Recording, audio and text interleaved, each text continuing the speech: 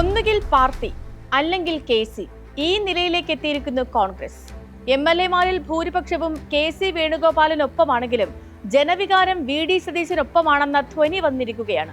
അത്രമേൽ ശക്തമാണ് VD സതീശന് വേണ്ടിയുള്ള പരസ്യ പ്രതികരണങ്ങളും സാമൂഹ്യ മാധ്യമങ്ങളിലെ മുറവിളികളും.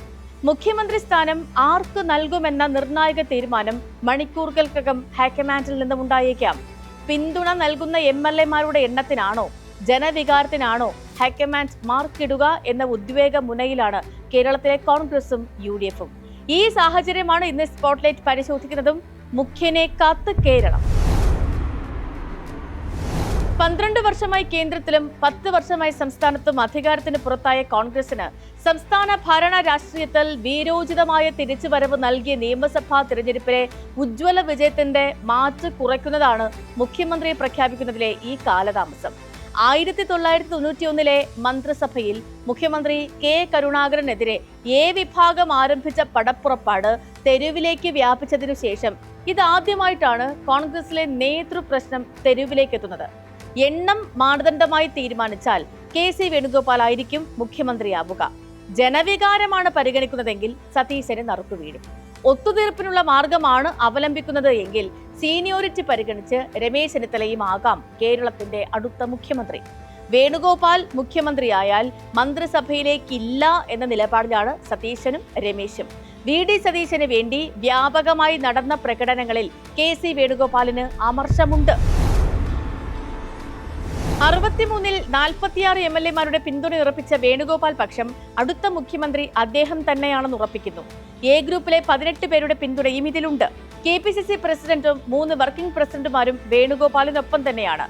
MP-മാരിൽ K. സുധാകരൻ പരസ്യമായ പിന്തുണയുമായി രംഗത്തുണ്ട്. ഘടകകക്ഷികളുടെ പിന്തുണയുടെ ബലത്തിൽ മുഖ്യമന്ത്രി സ്ഥാനം ഉറപ്പിക്കുമെന്നാണ് സതീശൻ പക്ഷത്തിന്റെ കണക്കുകൂട്ടൽ. ഭൂരിഭാഗം MLA-മാരുടെ പിന്തുണയും തനിക്കുണ്ടെന്നാണ് അവകാശവാദം. സീനിയോറിറ്റിക്ക് മുൻതൂക്കം നൽകിയുള്ള ഒരു തീരുമാനമുണ്ടാകുമെന്ന് രമേശ് ചെന്നിത്തല പക്ഷം പ്രതീക്ഷിക്കുന്നുണ്ട്. തർക്കം ഉടലെടുക്കുകയാണെങ്കിൽ സമവായ മുഖമായി നറുക്കു വീണേക്കാം. 23 മുതൽ 25 MLA-മാരുടെ വരെ പിന്തുണ രമേശ് ക്യാമ്പ് അവകാശപ്പെടുന്നുണ്ട്. MLA-മാരായി 63 പേർ ഉള്ളപ്പോൾ MP-യായ വേണുഗോപാൽ വരേണ്ട കാര്യം ഇല്ല എന്ന വാദത്തിൽ മാത്രമാണ് സതീശനും രമേശും ഒന്നിക്കുന്നത്. KC വേണുഗോപാലിന്റെ വിശ്വസ്തനായ AP അനിൽകുമാർ കഴിഞ്ഞ ദിവസം രമേശിനെ കണ്ടത് അഭ്യൂഹങ്ങൾക്ക് ഇടവരുത്തിയിരുന്നു. മുഖ്യമന്ത്രി പദം അല്ലാതെ മറ്റൊന്നും വേണ്ട എന്ന നിലപാട് സതീശൻ സ്വീകരിച്ചാൽ പ്രതിസന്ധി ഉണ്ടാകും. സതീശനായി തെരുവുകളിൽ അണികളുടെ പ്രതിഷേധവും പ്രചാരണവും ശക്തമാകുന്നതും നേതൃത്വത്തിന് അവഗണിക്കാനാകില്ല. 10 വർഷത്തെ ഇടവേളയ്ക്കു ശേഷം കോൺഗ്രസിനും UDF-നും തിളക്കമുള്ളൊരു ജയം സമ്മാനിച്ചതിന്റെ പ്രധാന ക്രെഡിറ്റ് പ്രതിപക്ഷ നേതാവിനാണ്. 2021-ൽ സംസ്ഥാനത്ത് ഇടതു തുടർഭരണം ഉണ്ടായപ്പോൾ പ്രതിപക്ഷ നിരയെ കൂടുതൽ ചലനാത്മകവും ഊർജ്ജസ്വലവുമാക്കുന്നതിനുള്ള ശ്രമങ്ങളുടെ ഭാഗമായാണ് VD സതീശനെ പ്രതിപക്ഷ നേതാവായി പാർട്ടി നിയോഗിക്കുന്നത്. അന്ന് നെറ്റി ചുളിച്ചവരെ അത്ഭുതപ്പെടുത്തി VD സതീശൻ പാർട്ടിയുടെ വിശ്വാസം കാത്തു. പുതുപ്പള്ളി, പാലക്കാട്, നിലമ്പൂർ ഉപതെരഞ്ഞെടുപ്പുകളിലെ വമ്പൻ വിജയവും നിലപാടുകളും, ലോക്സഭാ തദ്ദേശ തിരഞ്ഞെടുപ്പുകളിലെ പാർട്ടിയുടെ മാസ്മരിക മുന്നേറ്റവും, ഒടുവിൽ നിയമസഭാ തിരഞ്ഞെടുപ്പിലെ ചരിത്ര വിജയവും VD-യുടെ നേതൃത്വത്തിനുള്ള ജനങ്ങളുടെ അംഗീകാരം കൂടിയായിരുന്നു. പ്രായത്തിലും പ്രവർത്തനത്തിലും രമേശ് ചെന്നിത്തലയാണ് സീനിയർ. സംസ്ഥാന കേന്ദ്ര മന്ത്രിസഭകളിൽ അംഗമായിരുന്നതിന്റെ ആനുകൂല്യങ്ങളും KC-ക്കുണ്ട്.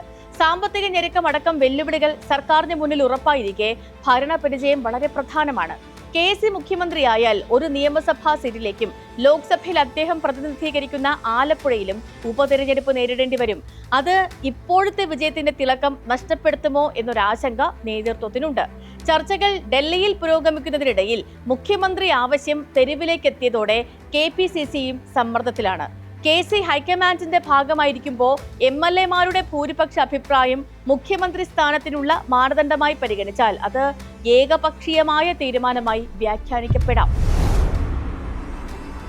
2011-ൽ UDF ചുരുങ്ങിയ സീറ്റ് ഭൂരിപക്ഷത്തിൽ സർക്കാർ രൂപീകരിച്ചപ്പോൾ മന്ത്രിസ്ഥാനം പ്രതീക്ഷിച്ചിരുന്ന VD സതീശന് പകരം അന്ന് നറുക്ക് വീണത് VS ശിവകുമാറിനായിരുന്നു.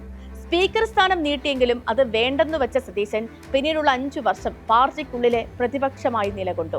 ഹരിത MLA-മാരുടെ നേതാവായ അദ്ദേഹം വിവിധ വിഷയങ്ങളിൽ ഭരണപക്ഷ നിലപാടുകൾക്കെതിരെ വിമർശനമുയർത്തി. ബാർക്കോഴ കേസിലും സോളാർ കേസിലും ഭരണപക്ഷത്തെ വിമർശനങ്ങളാൽ മുൾമുനയിൽ നിർത്തി സതീശൻ ഇനിയും ചരിത്രം ആവർത്തിച്ചാൽ പാർട്ടിക്കുള്ളിലെ മറ്റൊരു VS സതീശൻ മാറിയേക്കും എന്നൊരു വിലയിരുത്തലുമുണ്ട്. തെരുവിലിറങ്ങിയ അണികളും സാമൂഹ്യ മാധ്യമങ്ങളിലെ പിന്തുണയും സൂചിപ്പിക്കുന്നതും അതുതന്നെയാണ്. ഉമ്മൻചാണ്ടിക്കു ശേഷം കോൺഗ്രസിന് ലഭിച്ച ജനകീയ നേതാവ് എന്ന പരിവേഷം VD സതീശന് മുഖ്യമന്ത്രി വിവാദം വെച്ചു നീട്ടിയിട്ടുണ്ട്. അതിനാൽ മുഖ്യമന്ത്രി അല്ലാത്ത സതീശൻ പാർട്ടിക്ക് തലവേദനയാകുമോ എന്നൊരാശങ്ക പാർട്ടിക്കുള്ളിൽ വളരെ ശക്തവുമാണ്. മുഖ്യമന്ത്രി സ്ഥാനത്തിനായുള്ള അവകാശവാദത്തിൽ നിന്നും KC വേണുഗോപാൽ പിന്മാറിയേക്കുമെന്ന അഭ്യൂഹങ്ങൾ ഉയർന്നിരുന്നു. MLA-മാരിൽ ഭൂരിപക്ഷത്തിന്റെയും പിന്തുണ തനിക്കാണെന്ന് ഹൈക്കമാൻഡിനെ ബോധ്യപ്പെടുത്തിയതിനു ശേഷം പിന്മാറുന്നു എന്നായിരുന്നു ഒരു വിഭാഗം പ്രചരിപ്പിച്ചത്. നിയമസഭാ തിരഞ്ഞെടുപ്പിൽ MP-മാർ മത്സരിക്കേണ്ടെന്ന ഹൈക്കമാൻഡ് തീരുമാനം നിലനിൽക്കെ MP-യായ KC വേണുഗോപാൽ മുഖ്യമന്ത്രിയാകുന്നതിലെ അനൗചിത്യവും ചർച്ച ചെയ്യപ്പെടുന്നുണ്ട്. ഭൂരിപക്ഷ MLA-മാരുടെ പിന്തുണ ഉണ്ടായിട്ടും തൽക്കാലം മാറി നിന്നാൽ രാഷ്ട്രീയ പ്രതിച്ഛായ വർദ്ധിക്കുമെന്ന കണക്കുകൂട്ടലും KC വേണുഗോപാൽ ക്യാമ്പിലുണ്ട്. കേരളത്തിലെ മുഖ്യമന്ത്രിയെ നിശ്ചയിക്കുന്നതുമായി ബന്ധപ്പെട്ട് AICC നിരീക്ഷകരായ അജയ് മാക്കനും മുകുൾ വാസ്നിക്കും AICC അധ്യക്ഷൻ മല്ലികാർജ്ജുൻ ഖാർഗെയ്ക്ക് റിപ്പോർട്ട് കൈമാറി കഴിഞ്ഞു. വൈകിട്ട് ഖാർഗെയുടെ വസതിയിൽ നേതാക്കളുമായി നിർണായകമായ ചർച്ചയും പൂർത്തിയായിട്ടുണ്ട്. ഏതായാലും ആ നിർണായകമായ തീരുമാനം വൈകാതെ തന്നെ പ്രഖ്യാപിച്ചേക്കും. അതിന് കാത്തിരിക്കുകയാണ് കേരളം. സ്പോട്ട്ലൈറ്റ് മറ്റൊരു വിഷയമായി നാളെ വീണ്ടും ഇതേ സമയം.